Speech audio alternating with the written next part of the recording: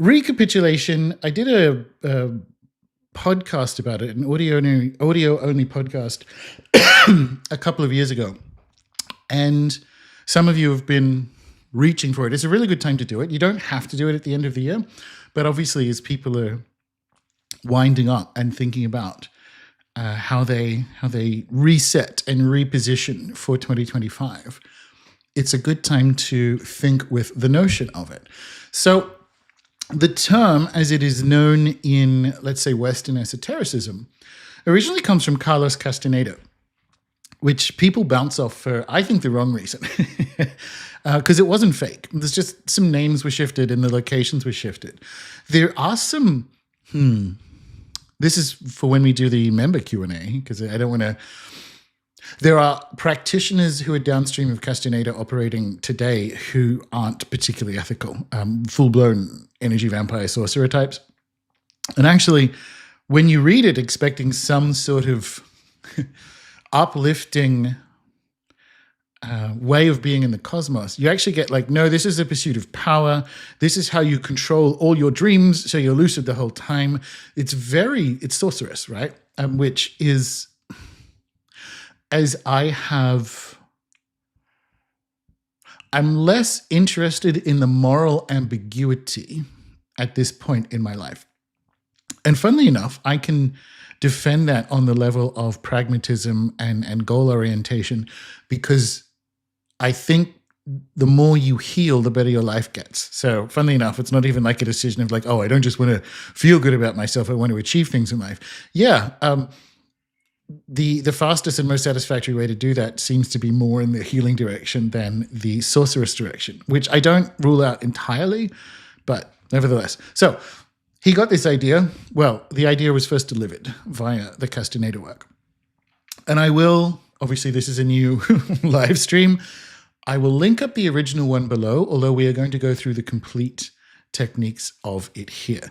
Now, I changed it years ago because coming back to the sorcery thing and just the general energy hygiene, I like to breathe out energy that I have retained rather than call mine back. And I'll explain that when we get to the next slide, which has the actual technique on it, which I'll demonstrate. This is a quotation which I think is from the Castaneda work, because I actually just pulled it out of my notes from the old podcast. But if you've read my work on the victim triangle on my Substack, which you should, which by the time this video is publicly available to those outside of the live stream, it should just click up below. But it's runesoup.substack.com. It's completely free. I'll read this quotation for you. Change your conception of yourself and you will automatically change the world in which you live. Do not try to change people. They are only messengers telling you who you are. Revalue yourself and they will confirm the change. You see how there's a whiff of not hostile positioning, but something like that there. Do not try to change people is good, but like I feel like people are more than just messengers telling you who you are. Revalue yourself and they will confirm the change. So a nicer way for me of saying that, I did all that work on the victim triangle and the upregulated version of it where villains become initiators and heroes become coaches. Oh no, victims become heroes and rescuers become coaches. So it is true that when you are in a situation that requires fraught, that is fraught and requires work, that work should be done internally. I just think there are better ways of saying it. And this is what I mean by like, interesting. So it's the Castaneda approach is to reclaim your power from unsatisfactory situations in your past, let's say. Sure, I like the idea of energy hygiene again as a better thing. So the original technique is to ground and then banish. The way I do it is to banish first. So you bring your head to you breathe in, bring your head to the right, and you breathe out. Oh, hang on, stay near to the microphone for this. So you bring your head to the right. Don't have a weird crooked back like I do because I'm trying to talk into the microphone at the same time. I don't have a microwave. I'm not a boomer. So I'll embiggen so you can see it. And then you breathe out the energy that is not yours of a situation or an unpleasant interaction. So you go from right to left. And then you breathe in through the nose, left to right, to bring your energy and your power back from the situation.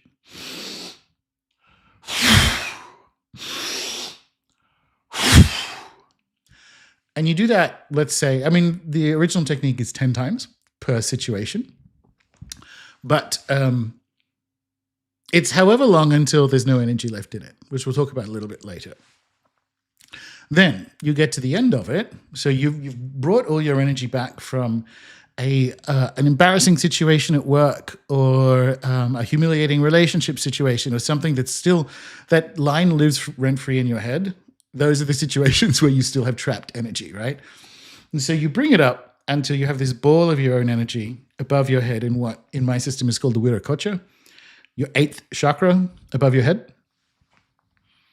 And then once you've done your 10 breaths, or like if it's a big situation and you need to do like 20 or 50 breaths, go for it.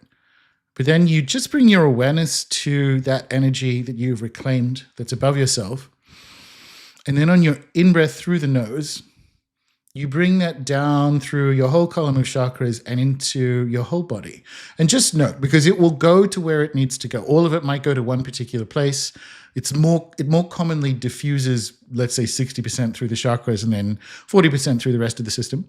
But it's whatever happens. That's the original technique. Still good, all right? And if you resonate with it, go for it. Oh, I have to move my mouse. There we go. What I want to do before I talk about the new and improved approach is to update the metaphysics as well, because we get it from a system of diaspora Mexican sorcery that is about power, and which is fine, except the power stuff is zero sum. The Castaneda's cosmology, if you've not read the books in a while, is kind of grim. It's like it's a hell realm, to be honest. Like, it's almost quite Gnostic, but you end up controlling all your dreams and like this warriorness, and it's very zero sum, which is what sorcery is for, because it's for hard times, which we're certainly in. But if you step out of zero sum into a more infinite energy cosmos, more effective options are available to you, even if you're using them to augment something like Castaneda work. Anyway, so one of my favorite ever Joe Dispenza-isms is a memory without energy is wisdom. And I use this very often in client sessions to talk about what it feels once we've cleared an imprint, because we are clearing trapped energy. And it's trapped energy that is, if you've done the time magic course, like literally younger versions of yourself are still like active, because while we're in bodies, our experience of time is a poor match to how time actually is. Which means this is why you want to do a work like this, because the past is not the past. This is just materialist nonsense, right? The past is the underworld. The past is the ancestors. The past is where we store our jewels. Like, it's like crystal caves and things, you know? So to say the past is the past, like, let's just fucking rock on with 2025, that itself is a trauma response. When you hear people say that, it's like, oh, they're carrying around ghosts of stuff that they maybe wish it didn't happen. And what you want to do is take the energy that's trapped in these imprints or memories and reclaim it and bring that back. Because it's almost like, let's use a computer analogy. If you have software running in the background that's taking up a bunch of processing power that you're not really using, that processing power is not available to your actual forward tasks. That's what it is like. And if you know this, if you're on a complex trauma healing journey or anything like that, you're aware that, like, I spend 40% of my daily energy powering things back there, which makes it really challenging to move forward. Techniques like this, very useful. From an Andean perspective, that stuck energy, the heavy energy, hucha is a Quechua word for it, is food for Pachamama. Because when we, and God, I remember railing against this, possibly back in the Twitter days. There's some asinine comments about energy work being like, oh, don't leave your pollution in a stream, like when you're supposed to be clearing stuck energy in a natural landscape. It's like, don't leave your stuck in it, like don't pollute streams with your heavy energy. It's like, you fucking racist retards. Okay. That's like, does a bear shit in the woods? Is the shit pollution? No, it's energetically and biochemically and microbially part of the system. In fact, one of the things that was observed in the 20th century as more and more dams were built in North America, which prevented the salmon runs, is fewer bears got to eat the salmon, and bears shitting in the woods with actual ocean nutrients that the salmon had upregulated was an essential part of the soil of the forests way up the river. And we found out to our detriment, that turns out that's how the nutrients from the ocean, which are essential to soil life, get to the top of these river systems. So that was dumb. But in an Andean context, that heavy energy is literally food for Pachamama, which is a beautiful frame to step into if you are, to some extent, necessarily concerned about, especially if you're dealing with some really intense stuff, like, oh, I'm being told to release this to the Divine Mother. That just seems fraught. It's food, okay? Like, it's actually more of a, dare we say, sin to not do it. So there's some reframing of this kind of exercise that is useful, particularly if you're coming from a place of even deeper trauma. Now, when you change the energy, you reorganize matter. This is another dispensism, right? So it's easier to change energy at the level of energy than change matter at the level of matter. And you can also change matter at the level of energy, right? So that's a big part of why the, like Alberto Violda's Four Winds healing system is built around a dimensional medicine wheel, so that you heal the stuff going on at the physical at the level of the mental and the emotional, and you deal with or heal the mental and emotional stuff at the next level up, which is the level of story or the mythic. And the level of the story or mythic is healed at the level of the field itself, right? Because you don't heal, you can, but it's easier to heal down a dimension. That's what this kind of process is. It kind of comes back to what we were saying here about don't try to change people, like revalue yourself and they will confirm the change. When you change your energy, the world literally changes, right? You make an intervention at the level of the field, that's what happens. The other thing that's so fucking key, and this comes back to victim triangle, effective magic stuff, inner space is outer space. So energetic sovereignty is the only thing that changes the world. This comes back to the victim triangle. If you're out there histrionically falling into a victim role or trying to attract mommy and daddy's approval by being a hero, you're actually still using the external world to attempt an internal energetic change. That's the weird fucking thing. Like, there's no way out of like, oh, well, what about soup kitchens? Like, yeah, that's cool. Like, but if you're trying to heal a childhood wound by giving soup to homeless people, that's matter trying to change energy, which is impossible. When that comes from a place of healed energy, it's different, right? So, but you have to do that bit first. I would also say, and this is talking to me here, this is very much like Cancer Sun and Cancer Venus. I have or had, it's one of the big things that I've been working on in the last year and a half, personally with my own soul retrieval and healing lineage, is I have a tendency towards the sentimental and the maudlin. And this is another one to look for. So when you're like going back through the year, which I'm about to explain on the next slide, the obvious trauma situations, maybe you had a breakup, maybe a loved one passed without being able to say goodbye. Like, they don't necessarily have to live in your energy field like that. I'll explain in a minute.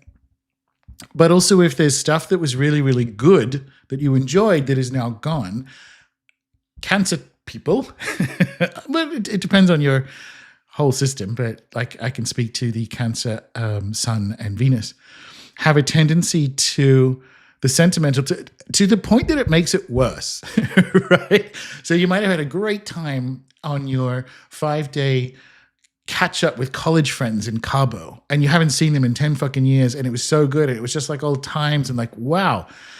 And when you revisit that in your memory, it's with this fucking sentimental sadness that like is making it worse. Rather than like, oh yeah, good times. It's like, no, I'm not there now. Or like the memory comes with a very crab-like pain. That's another one where you have trapped energy. Okay. This is why we come back to, you don't get amnesia by releasing the energy, because it's like, oh, but I had a good time. I don't want to release that. When during the pandemic, when I was imprisoned in Australia for 2 years by the state for ridiculous reasons, as in no reasons, I did a thing that ended up being very energetically damaging, because I missed going to South America, I missed going to Peru, and I ended up watching, this is also just how my own peculiar neurodivergence works. I love walking videos. People who just have their phone or a little GoPro in front of them and are just walking the streets of some fucking, anywhere, Bologna, doesn't matter. I love it. It's like that soothes baby Gordon to sleep. That's my version of ASMR, is just like walking in a place that I am not. It's my favorite content. Genuinely, I could watch 6 hours of just someone walking around, like not looking at them, just what they can see. Phone in front of them or GoPro in front of them. So good. Anyway, so I started watching all these videos of Lima. And I was in that Cancer, maudlin, sentimental state because I couldn't get to it. And I had such a good time and it was so important to me. And that was very, very energetically damaging. That was a big part of the heart healing journey. So release the bad stuff. That's easy. But if you have a tendency to the maudlin and the sentimental, you will not get amnesia by releasing this energy. That's the updated metaphysics. It's why it's so important to discuss this. Alrighty. The expanded technique. You can still do the breathing. You can do it simply whatever you want. You will need a candle or a fire or an imaginal fire, which I've been experimenting with quite a bit, actually, for reasons that will come up. Toothpicks. Or I mean, if you have like a bonfire and you want to be like using big chunks of wood, this is an Alberto Villoldo fire ceremony aspect, which you don't necessarily need. And you will need pen and paper, or let me go back to or like a gay little book of emotions. This is my soul retrieval energy work diary, dear diary. It should have like a little lock and the key that I wear and a heart-shaped chain around my neck. But that's the kind of stuff you need. And the expanded technique, the same general idea is in play, where you are releasing trapped energy from memories, good or bad,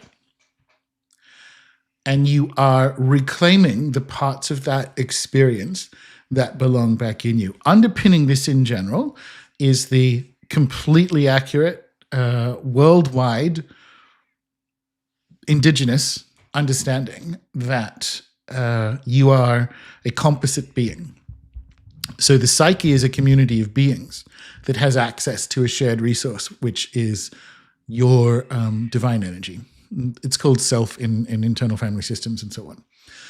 Which is why soul retrieval is so effective, and cultures that don't allow for that to be true are so ghastly.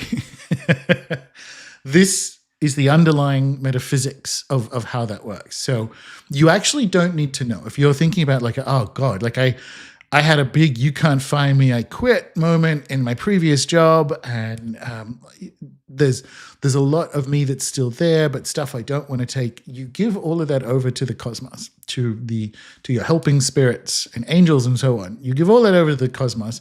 You just need to show up and release the trapped energy. And the parts that need to come back to you will, and the parts that don't won't. All right.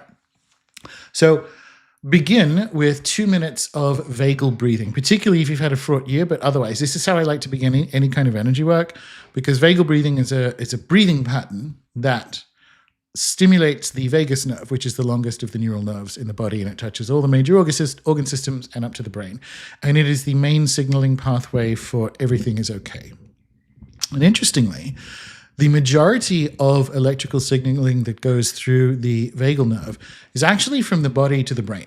So it's about 65, 70%. It's one of those weird things that's difficult to calculate. Also because I kind of don't think nerves exist as separate things, but they're just structured water conversation for another time. But more important to understand is that the majority of the signaling to the whole system that everything is A-okay goes from the body to the brain. The brain doesn't tell the body everything's fine, because that's actually quite dissociative. That's like when your father will tell you to stop crying. Like it's a top-down approach of saying, everybody relax, doesn't lead to relaxation. So vagal breathing is a way of stimulating the vagus nerve so that the signaling goes to the command center that everything is fine. Everything is good and we can relax and move into that parasympathetic rest and digest state. And it's simple. It is breathing in through the nose for 4 and breathing out through the mouth for 8. And what I like to do, because there's also bodily responses that improve vagal tone, and automatic ones, like a long sigh or a yawn is a way of moving into that parasympathetic state. So if you think about like a pushing of your cheeks out when you breathe out through the nose, so a long sigh or panting at the end of like an exertion, that's part of the body signaling to like, okay, cool, moving out of the sympathetic back into the parasympathetic. So when I do a vagal breathing, in through the nose for 4, when I breathe out, and it can be like 6 and 12 or whatever number, but was out for double the amount that you go in for, right? So I like to, let me just embiggen my face again. I like it to be forceful enough to kind of bulge the cheeks out so that it gives that extra bodily signaling to the system that, oh, we're doing parasympathetic now. All right. And that you don't have to. And if it's too much to force it, don't do it. But it'll take a few breaths and you'll get used to what that is. But and set a fucking timer. Okay. So when everyone says like, just, and I do this as well, I'm very guilty of this. Just get comfortable. Take a couple of deep breaths, just resting in place, how you begin any kind of meditation or so on. Do that. Set a fucking timer. All right? This is, you're actually looking for a biochemical response that can be measured with materialist, scientific, allopathic equipment. 2 minutes of vagal breathing, set a fucking timer on your phone. It's not one of those situations where you need to use it to get into a deep and relaxed state. You're actually just moving it. So you can have your eyes open or closed and just check the phone or the timer or whatever you're doing, 2 minutes. You can do more, obviously. If you're like, oh, I'm vibing on this. After the 5-minute mark, there's not a lot. The diminishing returns have arrived at the 5-minute mark. That's why the 2-minute one for me works the best. All right, back we go. Light a candle or fire, or you can use the imaginal fire, which you can just have in front of you in the spirit world. And you say, all fires are the one fire, and fire is the first shaman. This is something that I've been using for years now that came about. Ayahuasca and I had a joke about it one night during ceremonies here on the farm, actually, because when you're during medicine sessions, you're very sensitive to light. And you also need the bathroom quite a bit. So I would use a few little tea light candles along the hallway leading from where we do ceremony to the toilet. And at the end of the ceremony, I was like extinguishing the little candles. And there was one in the actual toilet room above the toilet itself. So you could see while you're in there, because even though you're sensitive to light, there are some mechanical things that go in there that you need to at least see. So I got close to this candle and I suddenly became aware of grandfather fire as the being, you might elemental fire, whatever you want, but that all fires are the one fire. And so there was this kind of sense of an underneath spirit world where everything would, like different campfires and so on, would bubble up. And I heard that, and I heard ayahuasca still with me saying, all fires are the one fire. And the second half of that is actually a line I borrowed from Langston Kahn's book, and fire is the first shaman. And I kind of said that back to ayahuasca, and it was a joke we had. We like to joke. But it's really good, and I do this to open the new format of healing sessions that I have with clients, which is why if you have one booked, you are now requested to have a candle, because all fires are the one fire and fire is the first shaman. And we bring our attention to that, especially as most of the sessions are remote, so that we are definitionally in the level of magic around the one fire. And then this is something I can't describe it as anything other than breathe down the sacred into and around you. And it's sort of like the end of the technique in the Castaneda material. But in this case, you take your awareness to your crown chakra at the top of the head. And I like to breathe in and then breathe out, have that open up. So opening up with the crown chakra. And then on the next breath, breathing in that energy from the upper world, breathing down the sacred, from the Hanakapacha down and into your whole system. And I also like to breathe it out around me. And you stay with that for several breaths, bringing that in, that column of divine light in and around you. And then you call upon, and I write this in my book, basically Sagat, because this is how we've been saying it for years amongst the membership. Your own saints, angels, guides, and highest powers. And it's a really powerful way of calling upon the spirit team, your spirit team, in the most ecumenical way. Like we could call in Gob and Nixa, like we could call in the elemental kings. But if you're in ceremony with someone who that's not what or how they do, this one's far more everyone is invited to this. You can also add, which I do, but you might not have done the ancestral elevation work to make this easy, and a recommendation that is uncomplicated. You can also add ancestors to that. Saints, angels, guides, ancestors, and highest powers. Because you don't want to be doing that until you've done some ancestral elevation work, because if your family's anything like mine, they have gone home with some baggage, right? You can do ancestral guardians if you want to bring in that ancestral energy, ancestral guardians and powers from among the elevated dead. You can say that. But saints, angels, guides, and highest powers. What I like about highest powers, a bunch of things actually. Can't remember if I mentioned this in the Foundations of Magic course, but I think I do. But there are like science fiction and fantasy shows that don't have names for gods and goddesses, but nevertheless archetypally name them. So Battlestar Galactica, Game of Thrones, they have things like the Weaver and the Warrior and the Mother. I love that. I love that. Right.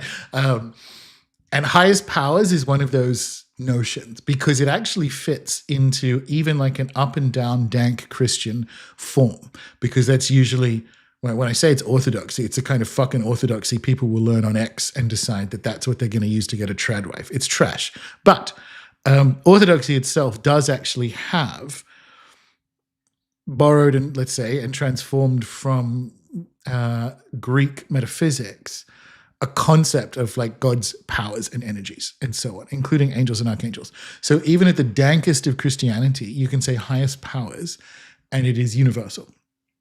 Which, when you're doing this kind of very ecumenical work, the more universal it is, the better it is. Fire, highest powers, saints, angels, guides, you're good to go. Alrighty, let's move on to what you do with your gay little book of emotions. So you go through your year, and there's two ways you can do this. I don't resonate with it chronologically. I just want to include it because there are some people, the Capricorn stelliums among us, who might. But usually if you close your eyes and you just think back to January, your mind, now that it knows that it's doing this, will go whoop, and it will land on the moment. And there might be things like, oh shit, like, have you ever, I mean, we all express ourselves, let's say, when we get cut off in traffic, but have you ever been, like one particular situation, it'll be a 15 out of 10 response, like, I hope you fucking die. Ah! It's like, whoa, woo, like that hit something. And it's just, how shadow work. It's the non-linearity of working with your being as a system. It'll also obviously be big things, but your mind will go whoop, whoop, and just land on about 10 or 12 of them as you go across the course of the year. So you get your gay little book or pen and paper or whatever, and you write them out. And you leave yourself a little bit of a gap, or you can just make further notes. It doesn't necessarily matter. Once you've done that, then go through and kind of look for the good ones as well that might not have whoomped, but just look back over the year and go, oh yeah, fair enough. And I don't necessarily do them chronologically because there was a couple of big relationship situations that happened in the last 12 months that spread across several of the other moments or locations or so on. So what I do, you don't have to, but this is just what I did. Like, you leave the big one for the end, which is actually pretty good energy work in general. Like, you start with the least traumatic of a situation, and so that your system gets used to what it's doing and it doesn't bring up all the defenses to get close to the big thing that happened. But then you bring up the first topic area and you vagal breathe into it until it has no energy left. And you can do this by breathing it into the fire or the imaginal fire, or you can do the recapitulation breath. But I actually like, when I sit in a memory without energy is wisdom, when I bring up a situation that needs to be de-energized, I work better vagal breathing the energy out of it, into the fire or the candle or the imaginal fire in front of you.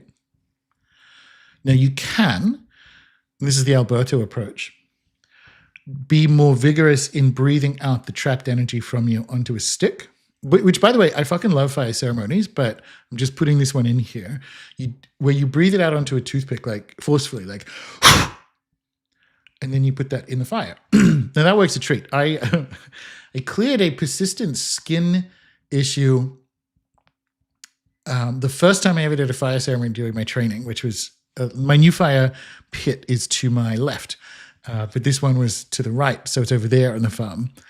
And the first one, I breathed into a stick and threw it on the bonfire. And I had to get close enough to the bonfire to do it. And I felt the fire on the part, because it was in the, like, on the front of me. I felt fire on the part where the skin issue was. And I'm like, oh, like, not fire, like I didn't catch fire, but I felt warmth near there. And the next day it was gone. So a fire ceremony is very, very powerful. And I'll probably do a video early in the new year on how and why to do them. But for this energetic technique, I like the vagal breathing approach. You can, I just put a video out about this with regards to sigil techniques. When it comes to recapitulation, do you honestly think that the efficacy is in the breathing pattern that you use? You know, do you honestly think it's in, as opposed to, do you think energy will be trapped in your system if you pick the wrong breathing pattern? No, obviously. So it's whichever one you want to work with. But for me, sitting with that dispenser frame, and also because I do vagal breathing every day, I like to move through each of those situations until the energy is gone from them, so that there is just the memory left. And then you get out your book and you write. You don't have to write that question every time. I actually just have match and alchemize. I don't even write the match down by the end of it. It's kind of like sigils. You get better at it. You just need to alchemize. How did you make yourself a match to this? And how are you alchemizing this? And in brackets there, I've got, it will always be about you. So let's say you had a big argument with your sister. If you try to say, I'm alchemizing this, like, oh, now she knows not to, now she won't ever speak to me like that again. No, no, no, no. Fuck you. You're doing it wrong. It will always be about you. So how did I make myself a match to that big argument with my sister? And which, by the way, didn't happen to me. My sister and I get on great. How did you make yourself a match? Oh, because I have yet to have or complete the process of building healthy, energetic, and psychological boundaries with my family. So you're going to keep bumping up against that. That's how you made yourself a match to it. How am I alchemizing this? I'm alchemizing this by doing the boundary work of saying this is, that anger is a sign that we hit, there was a boundary area. Like there's something that's going on in this interaction that is not acceptable to me. So I alchemize that by going, I alchemize it by understanding that when I experience that anger, it's because I am actually having a boundary transgression happen, and it falls to me to do something about it. And that can be to say, listen, we've hit an area that I don't want to discuss, or and so we either don't discuss it or I leave. And you don't say that angrily, like that's what it's for. So how you alchemizing is always going to be about you. And if you get to one, it's like, oh, well, because I'm alchemizing it because I need to teach my husband The alchemization is now my husband will always pick up his socks. Like you've made yourself a match to it by realizing, I do not have appropriate engagements when it comes to sharing domestic labor. Okay. Always about you. How are you alchemizing it? And I'll give you some of them you can't have because they're private, but let me just go through some of mine. Oh, Jesus. It's still happening, but it's basically rained and gale force winded for 6 months now. And I have a lot of trauma around belonging. So being trapped by spirits and rain for 6 months. And I mean, like, it's been like the scamdemic. I have not been able to go places, and it has, I was going to say shredded my mental health. It's a better way of saying it to, like, I've been present to the deep upset of being stuck again. And it's been fortifying and alchemizing my mental health. I can be present for my own feelings because, and this is the same for everyone, but I'll just describe this. When I feel uncomfortable in a home situation, we don't like uncomfortable feelings, and we don't stay with them long enough for them to alchemize into what it is that they're trying to tell us. And my version of that when I'm uncomfortable in a home situation is like, well, off I go to South America, or off I go to Polynesia to go and hang out with fucking wizards and whatever, right? And by the way, that's awesome, and I'm not going to stop doing that. But I can be present for my own feelings is a way of saying, like, I just need to sit with, yes, this is unpleasant. It is unpleasant to be stuck inside for 6 months. I can listen and obey. Part of that is because I was like, okay, do I need to go somewhere? What's happening? And there'll be a member video about the I Ching in basically 6 months of a bit more, about a year, I would say now, of being under the tuition of the I Ching spirits by consciously stepping into that. I can listen and obey even in the presence of uncomfortable feelings, because the message, and I get it now because I'm coming to the end of it, I get why, but they're like, nope, you can't go anywhere. This is the right, more specifically, you can do whatever you want, but this is where you're supposed to be. You're not done cooking this process. So I can listen and obey. I can be present for my own feelings. I make my own home how and where I want, and wherever I create is valid. And part of that is when I feel uncomfortable in a home situation, because my life let me say this better, because I've organized my life around adventure, magical adventure, I can use as an excuse, even when it's true, to go and have an adventure. Like, oh, I'll film it, or I'll do a video for YouTube or for the membership or whatever, which I will continue to do, by the way. But there was some, let's say, shadow work underneath that of, this room is also valid, right? Like wherever I record, wherever I create, whether I'm writing or making video or whatever, is valid. All of that came from a very, very challenging and really upsetting, like yelling tantrum, like fucking toddler tantrum. By month 5, you will have toddler tantrums as well. So that's a good example of how am I alchemizing this? How have I made myself a match to it is plainly the childhood trauma around not getting, like the 15 years of psychological terrorism that I was subjected to as a kid means that I'm not particularly good at knowing what a home situation is like or what it's supposed to fulfill. And being trapped here for 6 months, how I made myself a match to it really, really helped with that. So that's a good example. Oh, yeah. No, missed that one. Canberra, kindred souls exist. So that's what it looks like for relationships or situations. Let's say you went home, you didn't want to, and you went home for Thanksgiving. How have I made myself a match to this is it comes back. It's usually boundary stuff. It's like, okay, I've made myself a match to this because I haven't quite worked out how my family and myself should be in relation to each other moving forward. How am I alchemizing it? By standing in that understanding and expressing that when the next opportunities, which include none of being together, happen. Then you breathe through it again, vibe check. Right, so you breathe all the energy out of it, and then you ask, how have I made myself a match? How am I alchemizing it? So there's the backwards and the forwards, and then you do a vibe check breath of going back to the situation, because bringing up the how have I made myself a match can be I mean, I'm so deep into it now that I'm desensitized, but bringing up how I made myself a match inevitably brings up, like, I don't want to say flaws, but areas that are being literally recurring so that they can be healed. But it can be like, yeah. It's almost like looking at failure, which is if you have some trauma around non-success, that can be a bit more challenging. And it's also just human nature to not like to look at where we've made mistakes.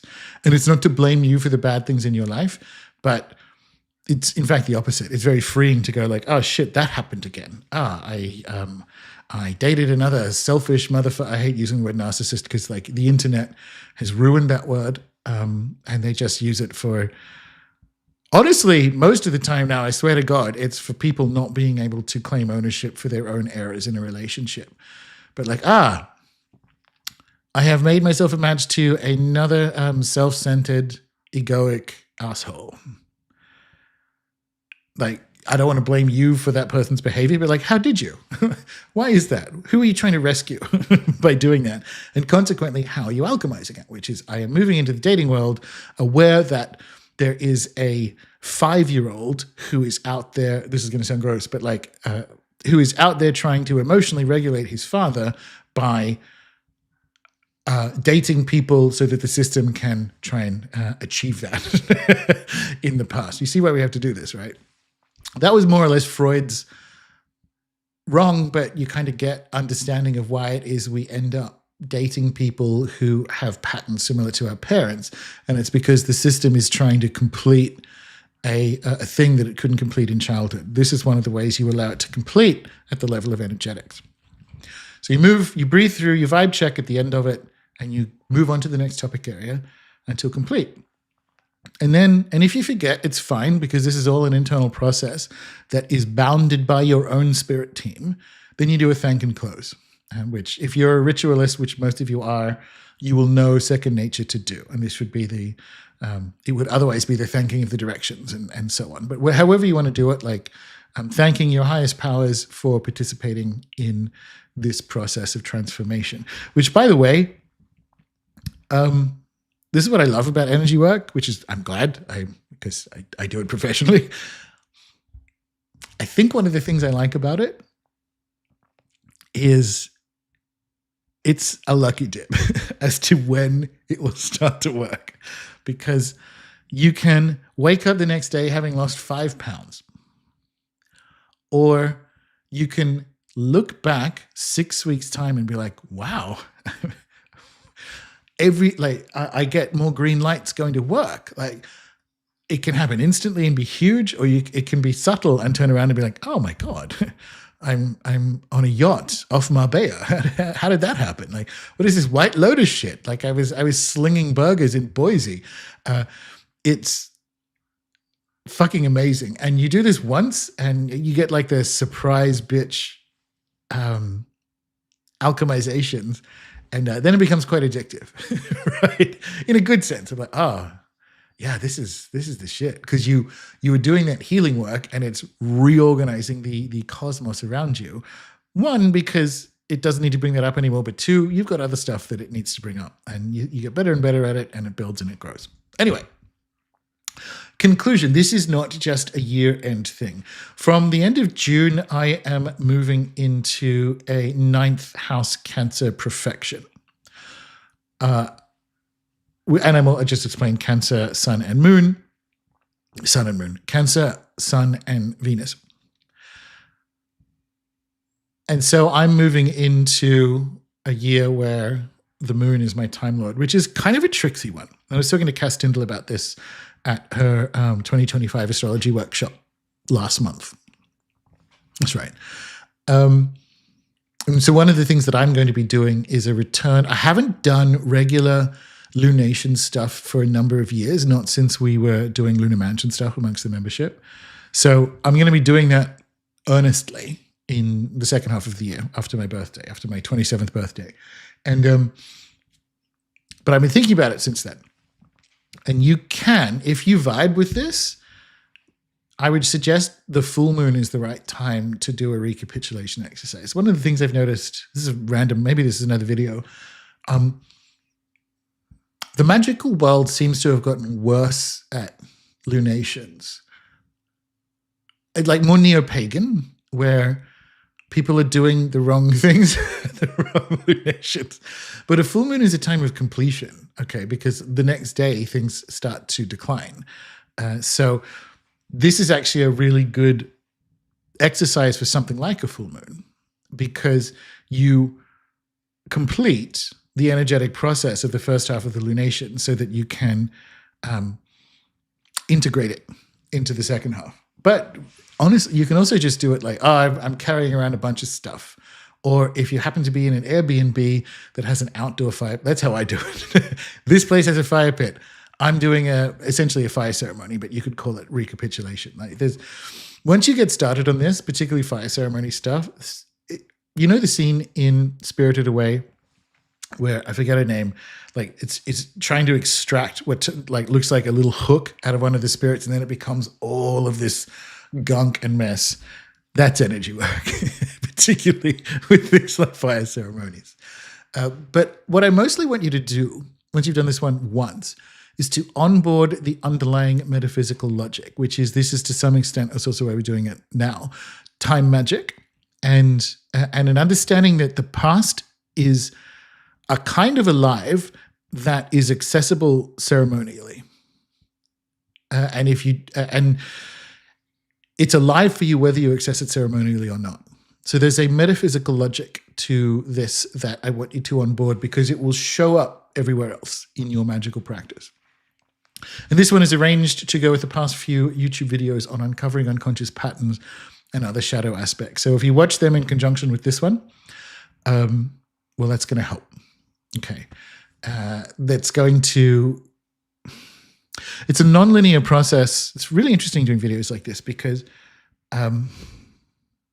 for a magical audience as well, people are very conversant with different aspects of the process. So you kind of have to deliver the information in a non-linear way so that the parts that are right for you that fill a gap land.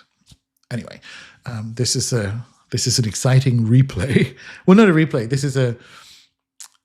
Let me put it this way. By the time you're watching this on the replay, those videos will be linked up below, in addition to the original podcast. And the final point, which is actually why I've been doing all these other videos as well, is doing this is your way to minimize the impact of nuclear war. Because as I've been saying for a couple of years now, that's what Jung said when he was asked, can we prevent nuclear war? And he said, it will depend on how many people can integrate their shadow. And going just all the way back to the beginning, inner space is outer space. The only thing you can do is that transformation. My contribution to at least minimizing the looming nuclear war is to do this work myself, and also to share it with people who are similarly so inclined. So there you go. That is the recapitulation exercise that you are welcome to play with. Let me just re-embiggen myself. Very good. And I will now attempt to find whatever the hell happened to the chat tab. There it is. 1 second.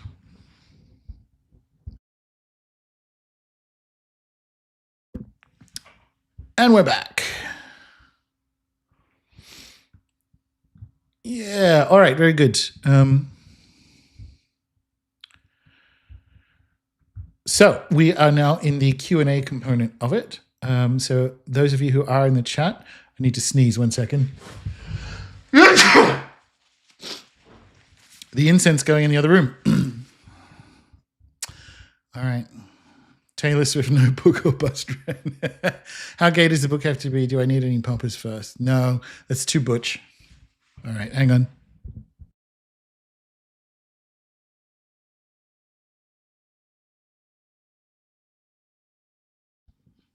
All right.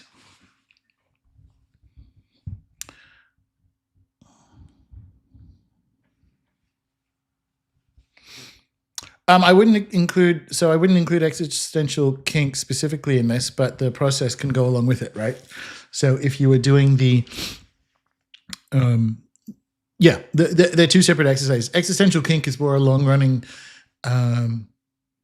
invitation to repattern areas of persistent annoyance, like traffic, and so on. It's a reframing exercise and a useful one, but this is more specifically down the line shamanism.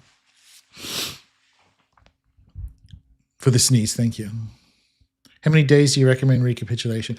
So that's a good question. This exercise, allocate an hour, because you might also just want to sit with it and allow other things to come up.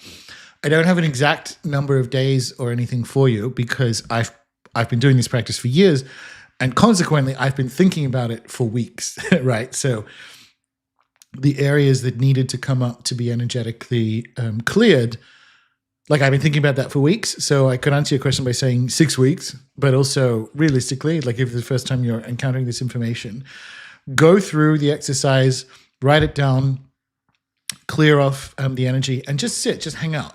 Like, I mean, I'm sneezing from the incense now, but if you do it in a nice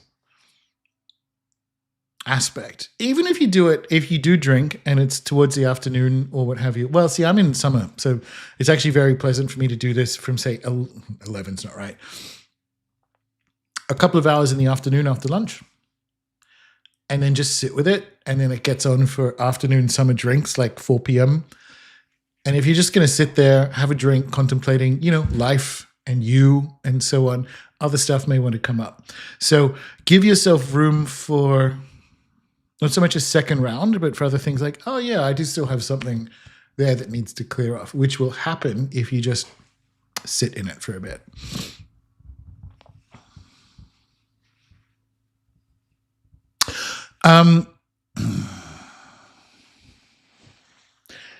So it's a good question. Like if the big trauma doesn't go, because it won't, what I do, because obviously with clients as well, there's some energy work, and myself, but just be present to how much energy can be taken out of it in this session. So for really big things that have happened, like, you can make it up, but like,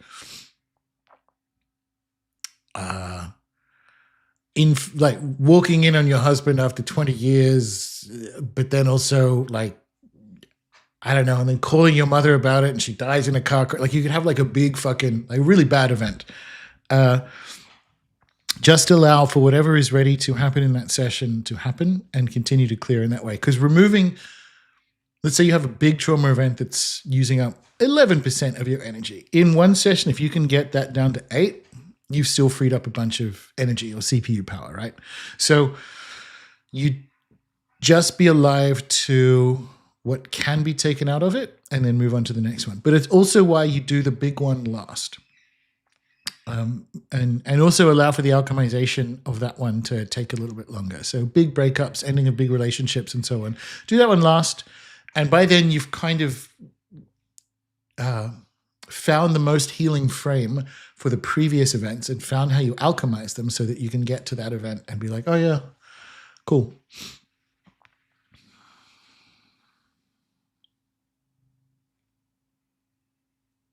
Yes, it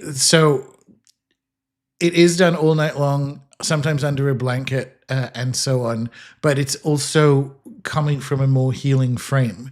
So I wouldn't call it novice, I would call it less satanic, because the Castaneda version is about soaking up every last bit of personal power. And that's not what this is for. This is a more macro energetic improvement of the whole cosmos. Yeah, so Felicity, that's super interesting, because I've been doing this work over the last couple of weeks, but I've been doing it with the intent to make it available to other people. So it was actually only yesterday afternoon after dinner, because the sun doesn't go down here, as you're aware, but it doesn't go down here until like 9:15 p.m. So we'd finished supper and it was 8, and I'm like, I've still got an hour and 15 of really nice golden hour sunlight. So I just went and sat on the Wizard Hut balcony, and I went to go and get my little speaker to listen to music or something. And I'm like, no, I'm just going to sit. I'm just going to sit in the end of year. And it was good. So that's another reason that I potentially could have just included somewhere in there, which is this will at least give you to some extent, it will force you into making room in time for that kind of process. If people ask me about Castaneda in the Q&As, the member Q&As, we can talk about it there.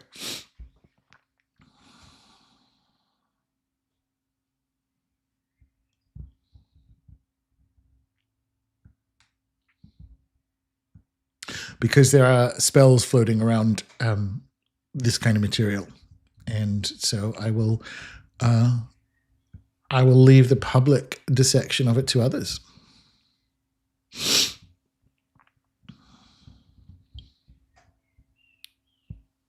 Jung would say to that we don't heal our complexes, we just get bigger than them. So yeah, this isn't this way. Like a memory without energy is wisdom.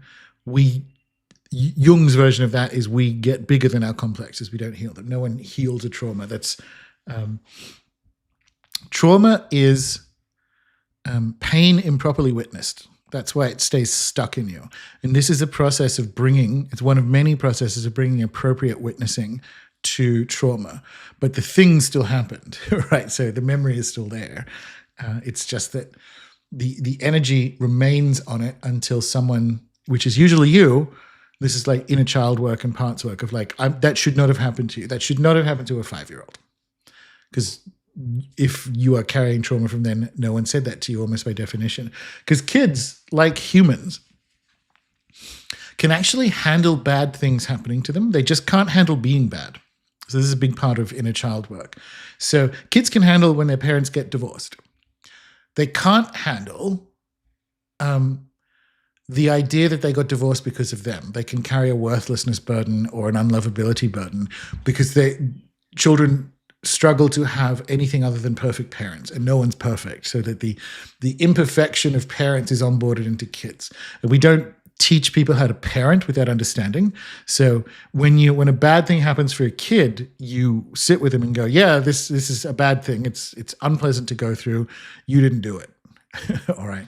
And that's like, we do that to ourselves. And that's the process of bringing this through. So bad things can happen to you, but trauma happens when we onboard the being bad.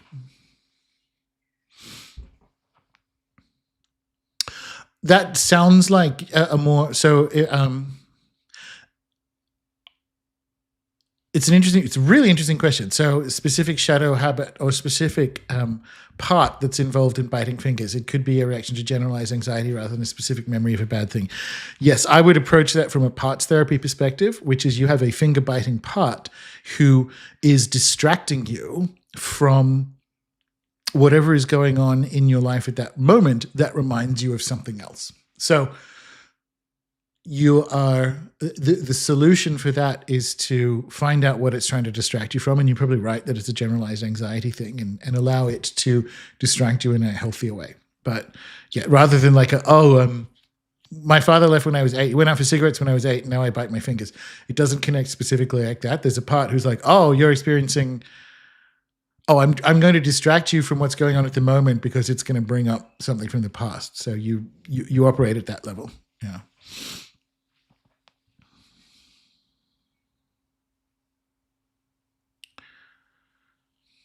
That's desiring justice or punishment of the perpetrators of trauma.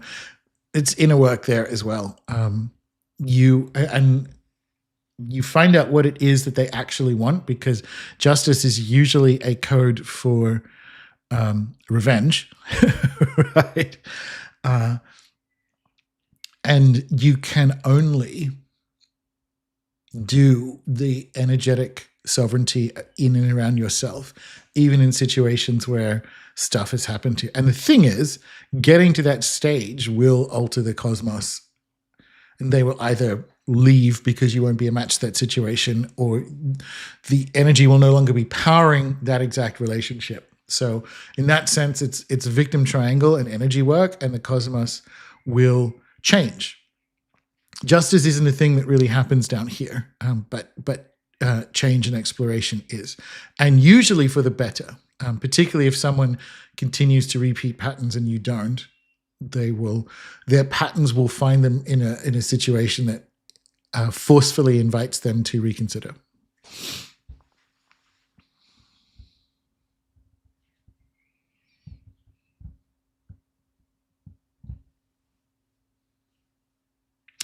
lately, and it'll probably come up because we talk about forgiveness in the Ancestors and the Dead course, because I'm in the process of remaking. Well, I'm making my notes for the remastering of all the existing courses. And that's probably an area that will rephrase slightly when it comes to particularly, and it's a classic question with ancestor work of like, yeah, but they did some really shit things either to me or to the world.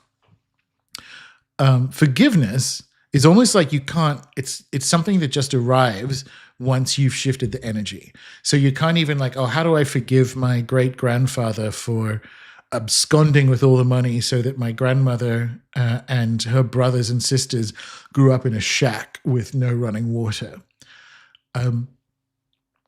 You do the energy work and forgiveness arrives. Like there's no tip to like, oh, you just need to see it this way or understand that he was operating out of trauma. It's like, it doesn't, I think forgiveness just happens like a sunrise.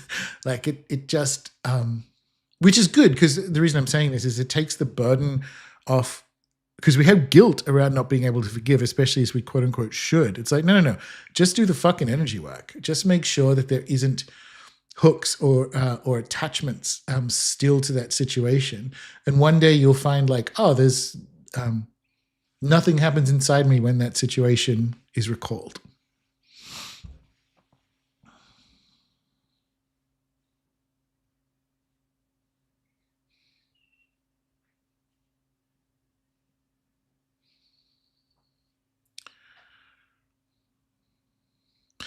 Hiding from trauma. So you'll have parts that don't want you to look at it. And I wouldn't even call it breaking the cycle of hiding, because to make the first move, don't go to war with yourself. So you have to understand that the part that doesn't want you to look at trauma, you have to understand why, and it's fairly obvious why. But so the process is to allow or get the permission of that part to look at it, and it needs to know that the process of addressing and transforming and alchemizing trauma is not going to destabilize the whole system. So it's a parts work approach. At least it is when I do it. So you don't like trick yourself out of hiding. You understand very logically and understandably why you have a part that will be like, oh, we're not doing that. Nope. And then find out, well, why? What are you afraid will happen if we do that? It's like, oh, I don't want to be back in that energy of being 4 years old and being abused. It's like, okay, cool. Are you aware we're an adult now? Usually they aren't. And then you gently remove their fingers off the wheel temporarily. That's how you do it.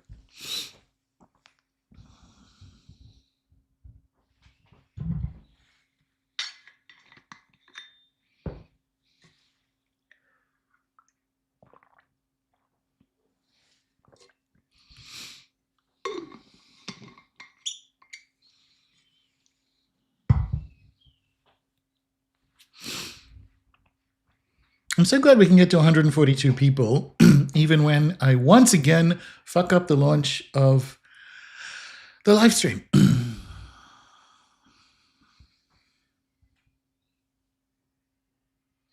Interesting. What books am I planning on reading? Well, I am reliably assured that Lucifer Praxis is actually coming out.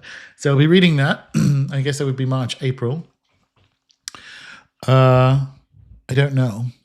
I'm in the middle of not so much a rereading, but a reconsidering of what books get recommended with each of the courses. So there'll be some rereading there. Do I have anything planned? No. All the stuff I have planned is for like peak World War III. Like I have a new translation of like a big annotated complete Plato, because I as I said in the last course, I've only read the interesting Plato. I've only read like Timaeus and whatever. I haven't read the boring Plato. And so I'm going to be spending World War III reading the boring Plato, but that won't be this coming year. Yeah. I don't necessarily have anything planned book-wise.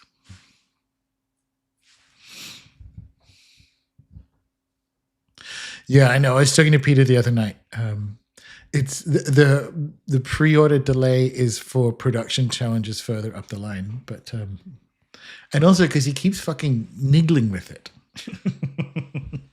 Just eat the damn orange.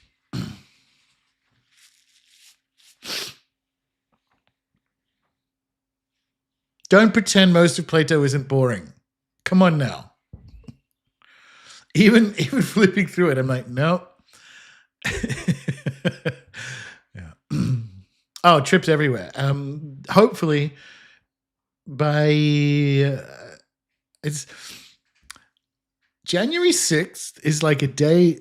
I seem to have a lot of stuff planned for it, and it's just the word January 6th hits different now.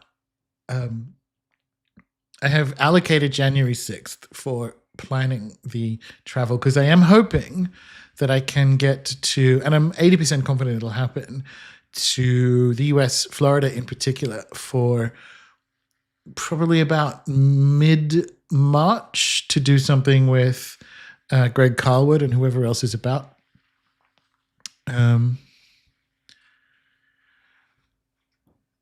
Any tips on how to astral project or lucid dream? I have an entire course on journeying. It's not a tips process. And if you give me 6 weeks, the course will be fully remastered. Yeah. Come to Glasgow. I like Glasgow, but it's too far away. Fuck the Northern Hemisphere and your fucking wars. I'll dip my toe into Florida because Australians have a particular resonance with Florida folk. But otherwise, come to South America, you fucking coward. Yeah, I know.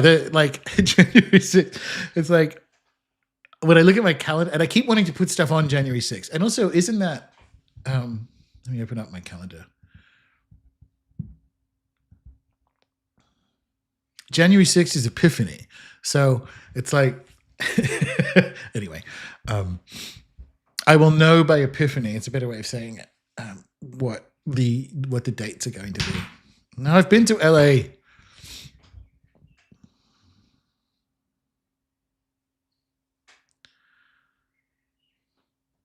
I don't know what the complete order of remastered courses is, but I know probably the first one will be Grimoires because, and then it'll probably be Ancestors, to be honest. But the Grimoire course is going to be remastered into one big mega course. And obviously this year we did the Greek Inheritance Grimoires. So it just makes more sense to be able to put that whole thing up first.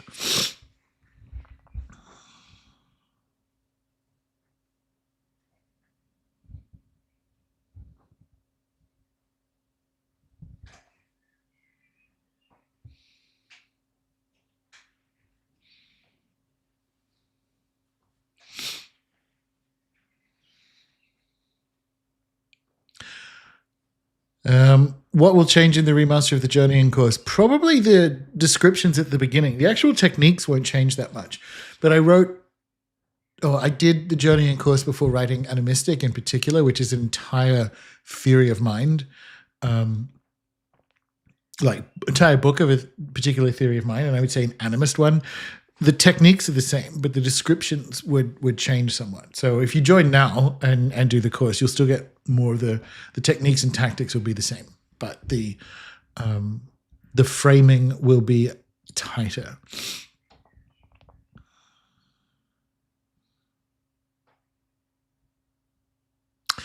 I think chaos magic is resistant to rebranding, and I think part of its necessary work is its unlovely branding, and the fact that a lot of the leading lights that are still in it are asinine and unchanging.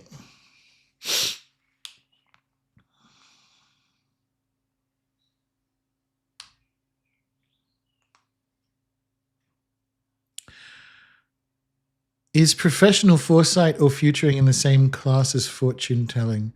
Yeah, definitely. I just don't think it's as good.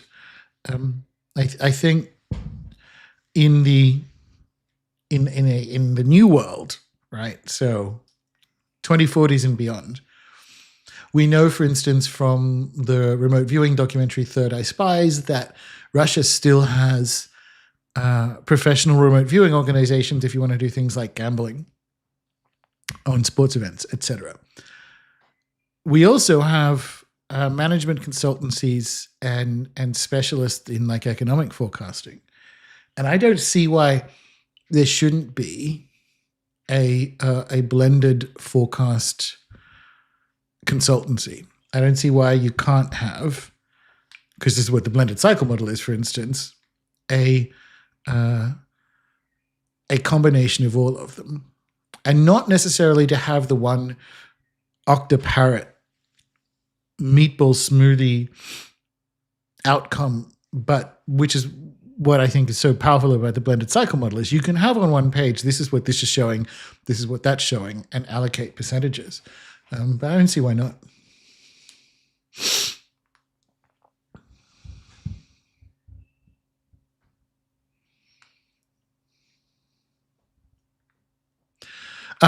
If you do the journey, I don't use astral projection because it relies on a theory of mind and a theory of the cosmos that I don't agree with. Like, so what is the astral as different to the imaginal or spirit? And what are you projecting into rather than out of? So it's essential, but the word is dumb. That's why it's called journeying as a course, to answer your question. Probably not California. I don't know yet. And I don't want to put too much energy into it until the energy is right to put energy into it. Yeah.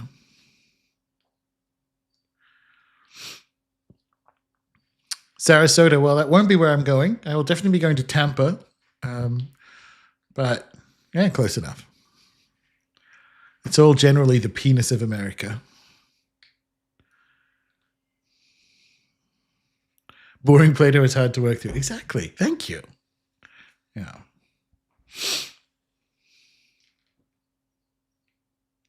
So I do actually have a goals video coming up, which we will look at separately. But as for personal magical goals, I don't have separate magical goals, but I do have goals around mastery. So, but more like sovereignty, like solopreneur, and a completion of a particular aspect of the health journey, and so on. If I did have magical goals, there are some subsequent magical adventures in South America to do with different versions of Santa Muerte and inevitably ayahuasca and so on. That will happen.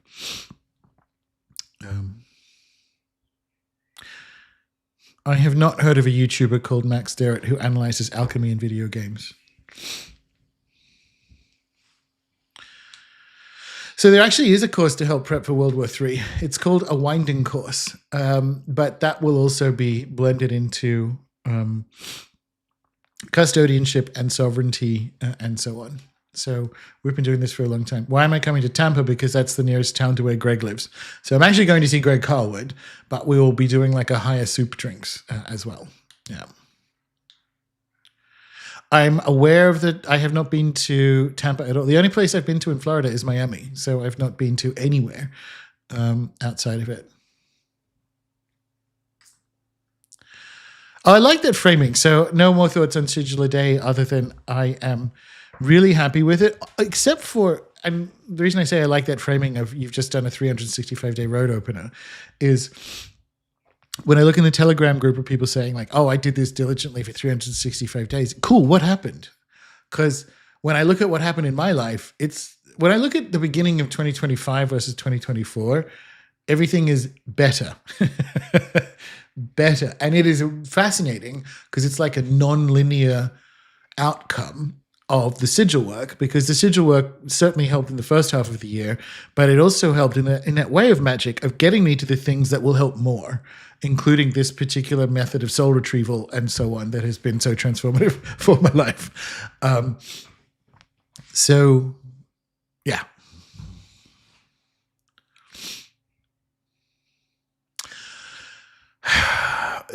Interesting question about what I don't really have thoughts about if a hexagram pops up multiple times, just because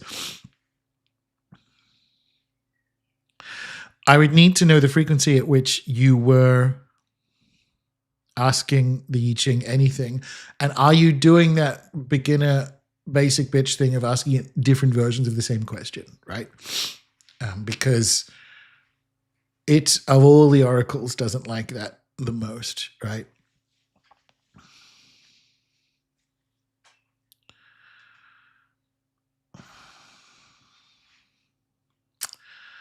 So this is another, like, dedicating life to magical adventure and travel. Any guidance on getting that going or what to be aware of? The way you frame that has me suggest that you have some parts that want to do it and some parts that don't. Address the concerns of the parts that don't want to do it, and then off you go, right? And so there's a question of finding, like, what your core mission's the wrong word.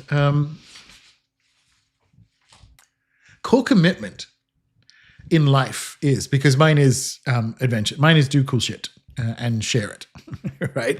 So that's the default trajectory of my momentum tunnel. And there are parts of your life when you're at variance with it and parts that aren't, and that's right and wrong. But, like, just knowing, like, is it something you've always wanted to do? And if there's a big polarization or a big cross current there, find out the parts that don't want to do it, find out why, and allay their concerns and allow them to participate in a way that isn't getting in your way. Yeah.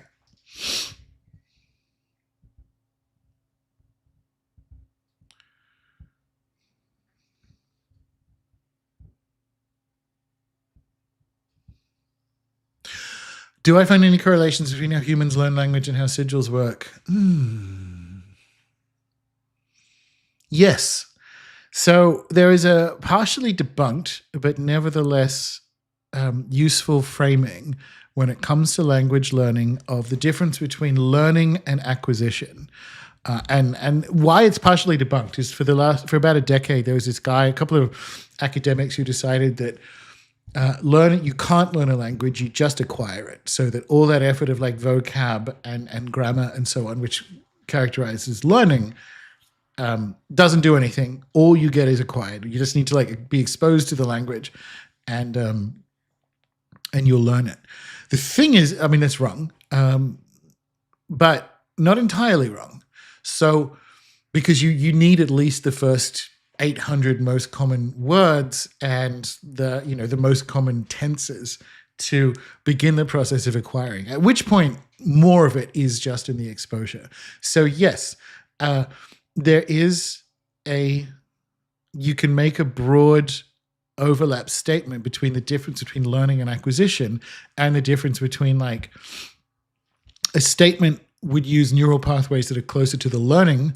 And then once that's done, particularly if you have them around where you can kind of see them, you get more of that acquisition component. Haven't seen Wicked, just because the nearest cinema is an hour away and it's been raining consistently. And also the press interviews kind of turned me off.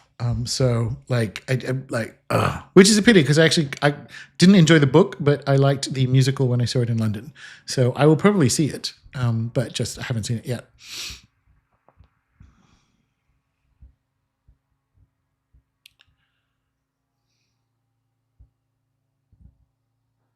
Do I mind sharing who you think are members of the Invisible College who are not necessarily Rune Soup or Rune Soup adjacent?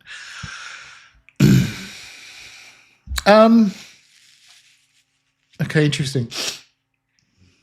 Because who isn't Rune Soup adjacent there? Like, can I say Charles Eisenstein? Can I say my friends like Julio and Scarlet Imprint and so on?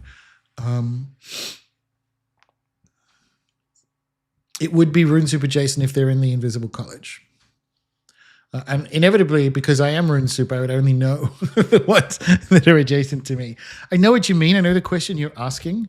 But I would instead turn that around to you and say, well, what constitutes, like, a Rune Soup feel that you can hold up against other people doing other things?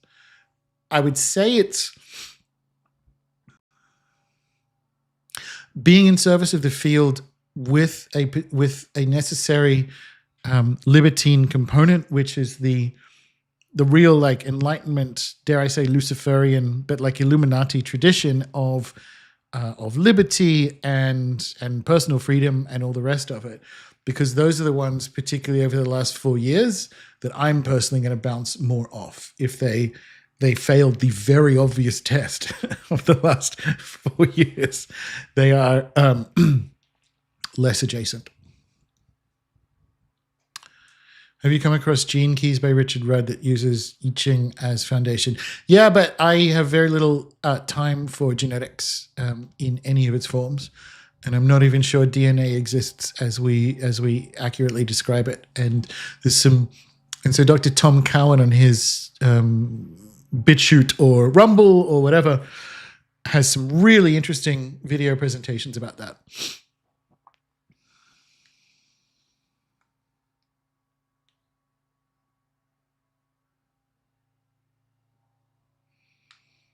I like the process of designing them by hand, but sigils, I just did a video about this. If you actually think that the sigils work through technical components like, oh no, it has to be paper and pen because that's fundamental to the cosmos, it's just a bit asinine, right? Like of course the universe isn't structured around only things written on paper come true. You know what I mean? Like, so yeah, I didn't enjoy the book. I thought it was overwritten, and like, because he wrote it. He's American, but he wrote it in London, and it reads like an American trying to write like a Londoner, real Dick Van Dyke dialogue. It was, I bounced off it. It was not good, but the musical is good.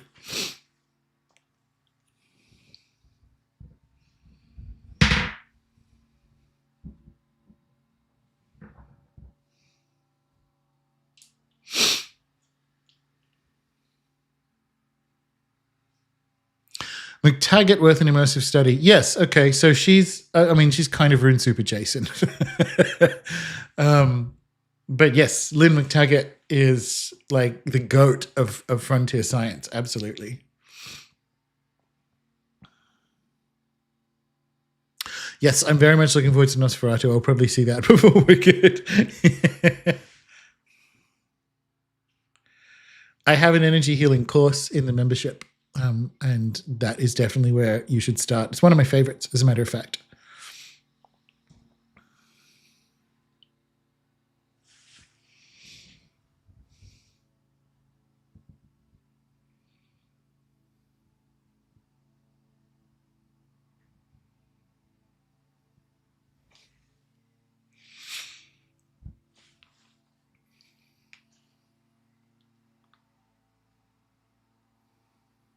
How's the farm doing? The farm is kind of fucked because it's been raining for 6 months. And so we only have 2 of the raised beds going and the rest are overgrown with grass. We are being Jumanji'd by blackberry because we've not been able to get out. It's not just us. Everyone's fucked. There's like 2 foot high waving grass everywhere because it has rained and stormed and galed for 6 fucking months. Yes, there is some energy left in that memory. Fuck. So the permaculture tip is try not to do permaculture where there is no rain or where there is continuous rain. I guess unless you're in the jungle.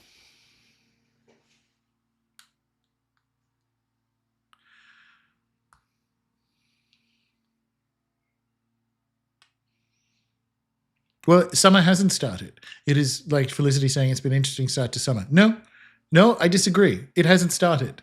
It is the same fucking weather as it was in July. It's just slightly warmer. So looking forward to that.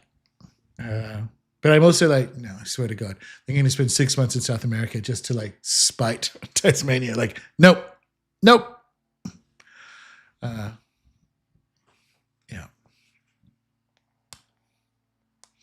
See, it's funny you say that the rain beings of your sky. Like I've done all of that. And I do actually, I like the rain. It has tested that relationship, but I agree completely. I've sat there looking at the rain going, okay, I mean, it's what's happening. Like, don't be in resistance to what's happening. And I've gone with all of that. I like the smell of it. Where from the Wizard Hut in particular, looking west, I have a really nice aspect of the continuous rain that is coming from the west. So I agree with you. The rain beings like my sky. Part of it is also, I mentioned this earlier, like the weather warfare that's going on, like the HARP style stuff that's going on with like Russia and China and Iran and the US and so on. It's like pushing on the waterbed is what the spirits told me, so that we're getting funky crap happening in the southern hemisphere, which is why we have such a serious drought in the Amazon, and I have the opposite and so on. Yeah. Any plans for a 40K deep dive? This has been... No, unfortunately, put it that way. But the amount of people that have reached out, so Jay Springett in the UK is like, I have 9 hours or more. It was like, I have 90 hours of 40K audiobooks that I would happily sommelier, like in the correct order of really good ones, so you have the time, which at the moment I don't. This summer I'm doing more inner child stuff, which you would think is 40K, but I have no fucking friends. Like I do, but they're not down here. I have no gaming friends. And in fact, the nearest store where I could do that kind of stuff is an hour away. And so it's not the right thing for my inner child work. Whereas the Lord of the Rings stuff, including the card game, which not only you can play solo, it arguably plays better solo. That's been my my nerd companion so far in this very wet summer. But it's been...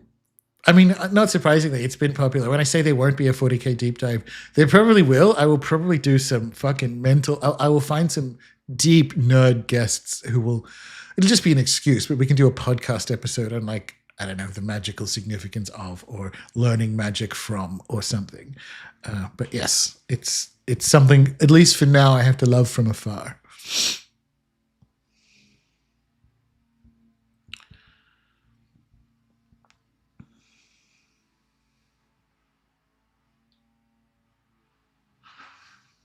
When I was in Oregon, I said I was still using Twitter, but I tweeted like, people in Oregon don't need to come and visit me because it's the same. It's the same place. There's a phrase in English, the busman's holiday. And it's kind of like that. Like, why would you go somewhere that's exactly the same? Yeah.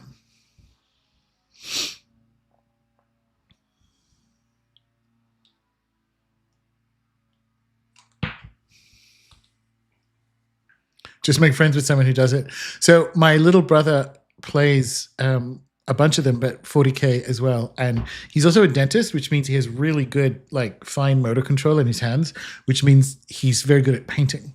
So, and he's a dentist, which is basically the entry-level job you need to be able to fucking afford playing 40K these days. So I have that on lock. He sends me video of him and his friends, because they have group chats where they like, and he's pretty good at it. Like, he'll edit the videos together so that you don't have to watch a full 2-hour fucking game. He'll edit it down to 9 minutes. So I've got that on lock.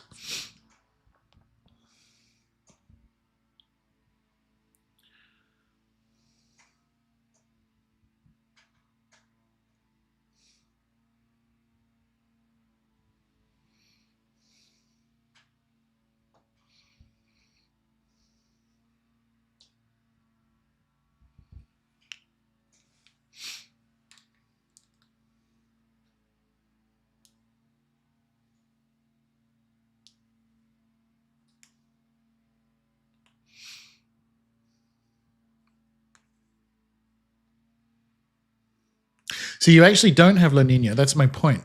A year and a bit ago, we moved into El Nino, at least we're supposed to, which is when it's supposed to be dry here and wet there. And the best that the ABC, which is our version of the BBC, has is like, maybe we only had a 6-month El Nino and now it's La Nina. That's not how the actual cycling works, which means something else is in play, because you have La Nina conditions. But technically, we're at the end of an El Nino cycle, and they're just kind of shrugging like, I guess this one was only 8 months. Bullshit. Like, it's just, everything is fucked. It's the answer to it. Because I was expecting, I was approaching El Nino with trepidation, which is why I pay attention to it, because that's when we get the worst fires here. And nope, nothing's, well, funny, I should, famous last words, nothing's catching fire. And we've certainly had enough water to contribute to lots of green undergrowth, which is generally a good sign that it won't. Yeah.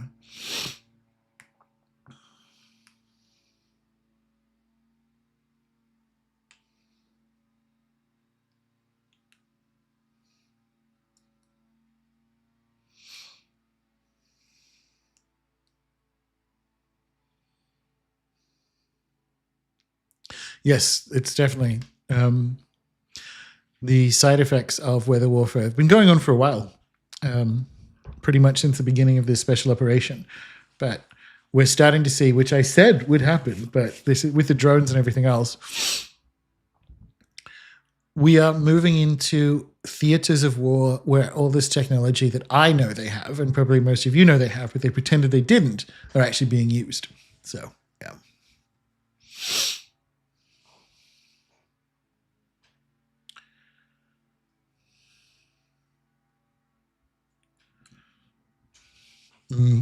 You wouldn't be able to find a sunrise chart for crazy. It's not like, yes. You wouldn't be able to find a chart for the very beginning of the crazy rain down here. Let me tell you that.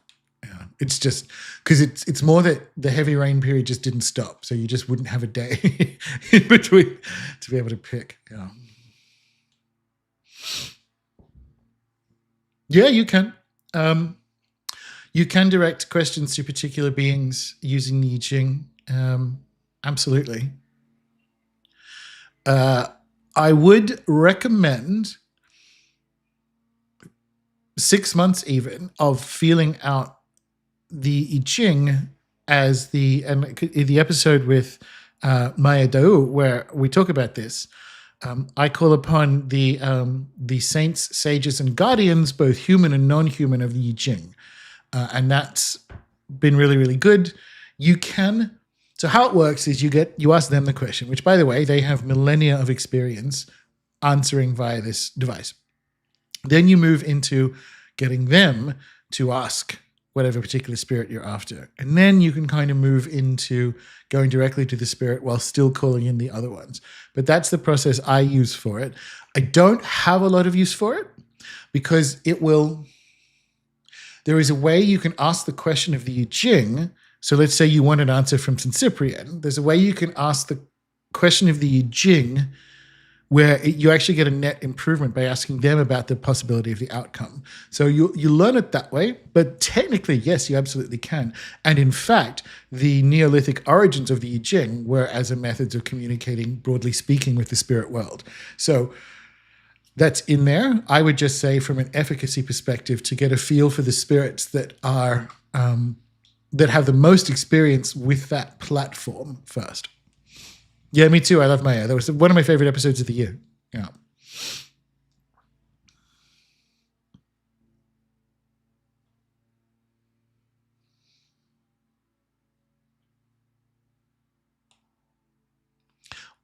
Why wouldn't weather warfare be economically viable? It's cheaper than any other form of warfare. You just you turn on some ionic heaters for the most part.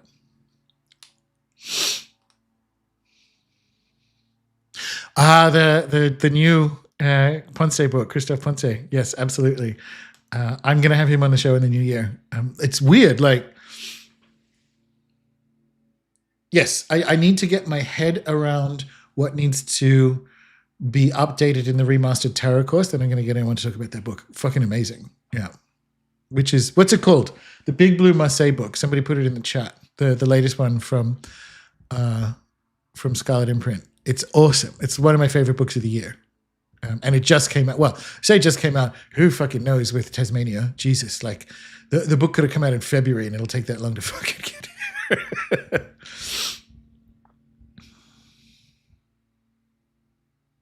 Tarot of Marsilia, Volume 1. Thank you. Yes. Really good. Really, really good stuff. Yeah.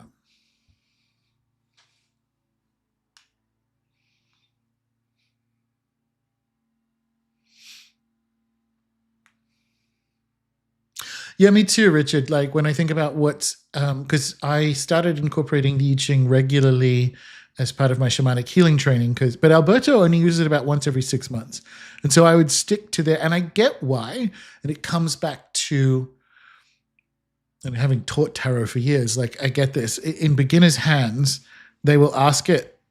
It's not the I Ching's fault that beginners will keep asking a platform the same question until they get the answer that they want.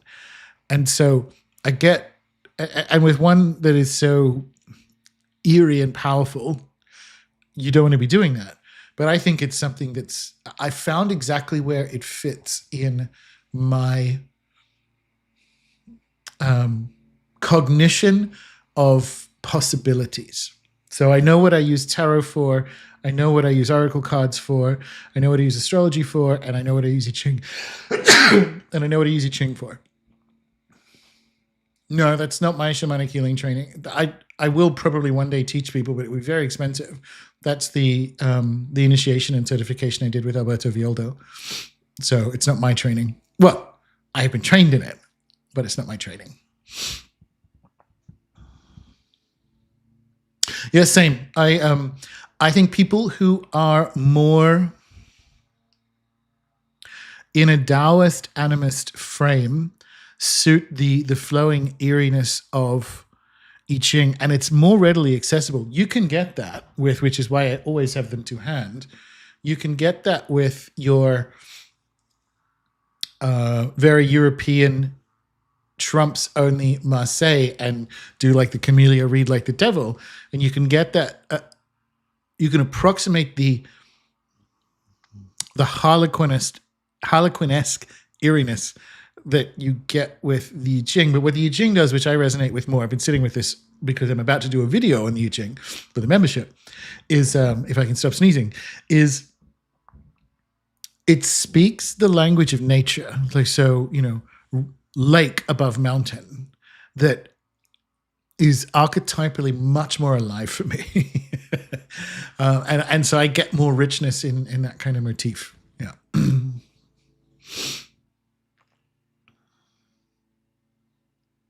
Yeah, I got that as well. The Celestial Intelligences book. Yeah.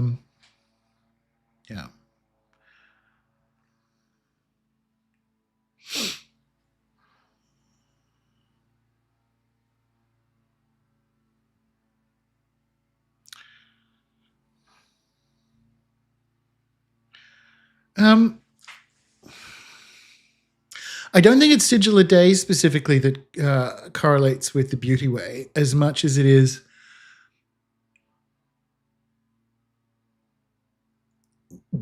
so it doesn't correlate with the Beauty Way, but you can find the Beauty Way if you're unfamiliar with it by sitting with, because what a daily sigil will do is move you into a reactive mode, which you want to alchemize into a co-creative mode. So in the ups and downs of life, you will find that, oh, I'm stuck here, or this didn't work out. How do I beauty make forward? What is that golden thread into the future? So a sigil a day doesn't correlate with the Beauty Way, but you can stray onto the Beauty Way by sitting with, how do I upregulate my sigil practice from reactive to co-creative? The Beauty Way at any second in time will always have like an answer for you there. Yeah.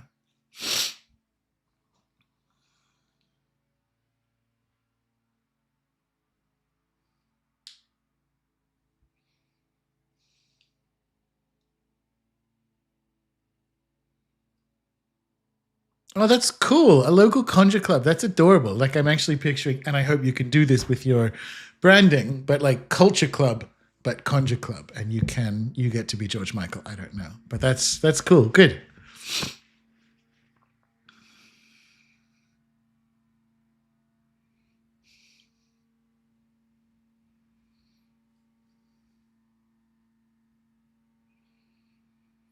Is Beauty Way like demurring yourself or the situation?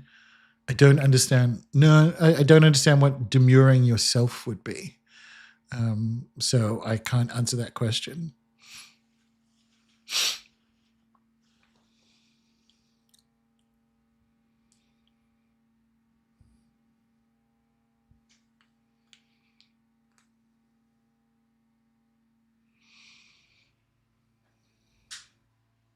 Boy George, yep, sorry, my bad.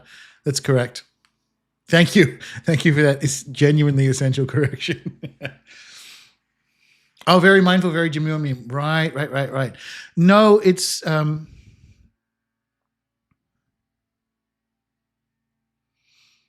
it's the Beauty Way is the Beauty Way. It's like walking the beauty path is to not just see the beauty in every moment, but to follow it. and it's a philosophical position that kind of guarantees that you will be pulled through on the, almost like on the level of universal or conscious desiring. So in that sense, it is Venusian, but it's bigger than Venusian. It's the we have the word co-creation, but in a Turtle Island context, to walk the beauty way, to walk in beauty, and to participate in the increasing of beauty in the cosmos is the same thing, right? More or less. Yeah.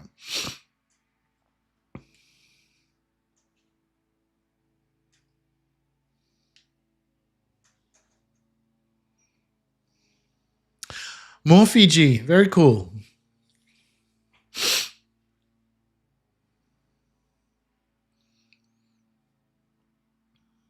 Yeah, it's closer to truth is beauty, right? Like,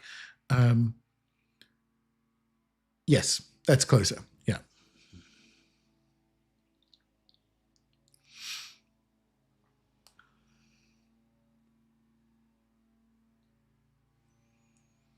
Well, I spent a lot of time with night school this year, fucking sneezing. I think it's also, I don't know if you can hear it, because the rain has finally stopped, at least for the next few hours. Everyone is mowing around me. So we've hit that point of past midsummer. So I'm sure that's a factor in it.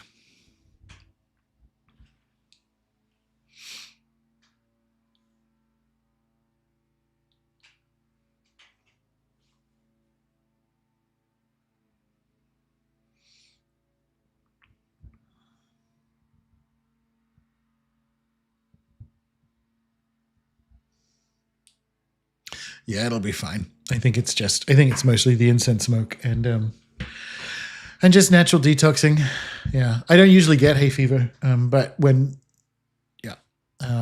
there's a couple of days of sneezing when there's a lot of the grass in the air, but otherwise it's been fine. Because actually, I kind of low key don't believe in hay fever, except for when it's particulate matter. I never got worse hay fever than when I lived in cities like London and Sydney. Then I moved to the actual countryside, and I never get it. So it's like, is that a thing we say for pollution? And in my case, yes.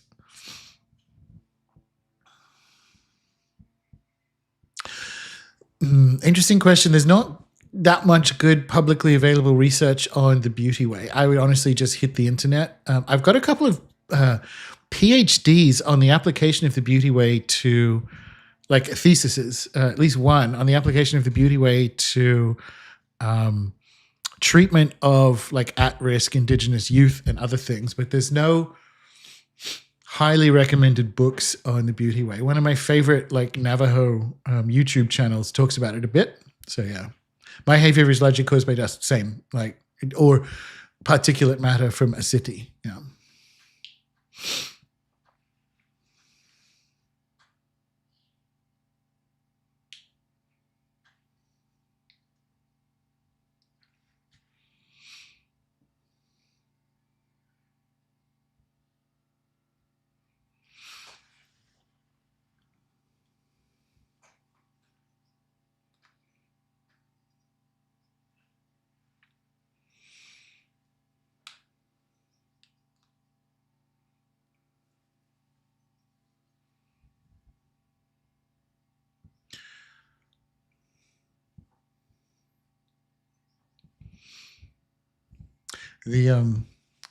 The live streaming platform has a button that says stop streaming, but out of the corner of my eye looks like stop screaming.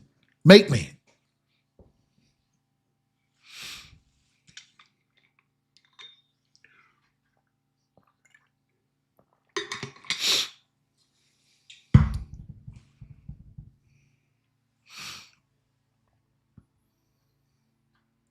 I think the beauty way is 20,000 years old, maybe more, as an idea, because you find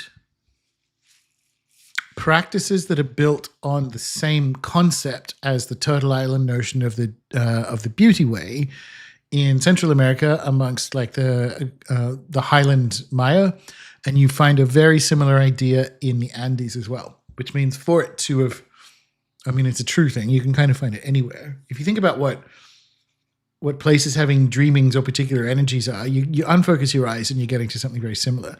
But explicitly, the beauty way or the beauty path, I think, is an idea that is tens of millennia old, because whilst it finds its most articulate expression in the Dene Ocean, you find it across the Americas.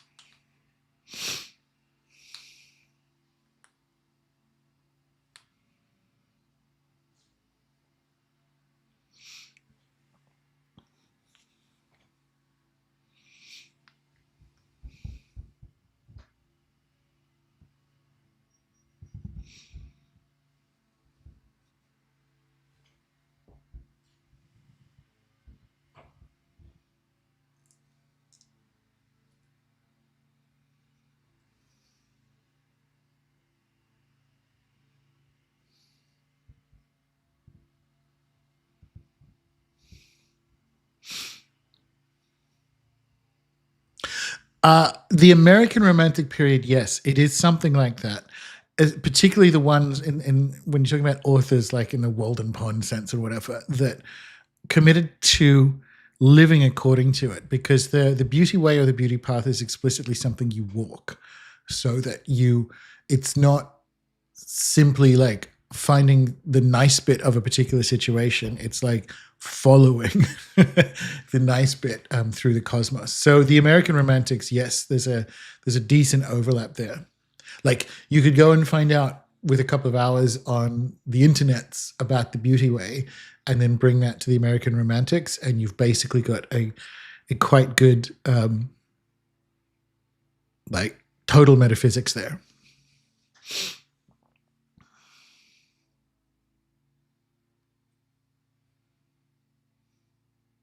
Yeah, how long have we been going? A couple of hours. So I might actually, if there aren't, I'll wait another minute or two, and I might actually then wind this up and then commence the process of editing and getting it out for everyone else who missed the other one.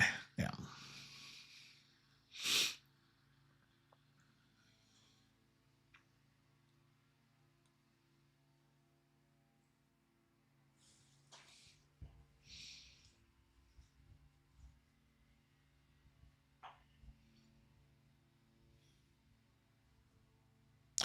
I wanted to get the third book out by World War III, and I don't think it'll happen. So I will, the third dot trilogy book, the closest I can get to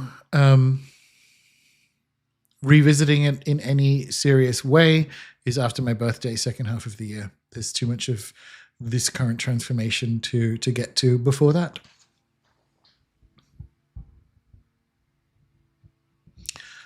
Alrighty. Well, thank you, everyone. And premium members, expect a couple more videos before the new year. Everyone else, don't. But I already have a couple of fun interviews lined up for early in the new year, as well as a few more videos. And I'm going to hit the stop screaming button now. And so I don't know what will happen because I haven't used this fucking platform. Hopefully one of us will stop screaming.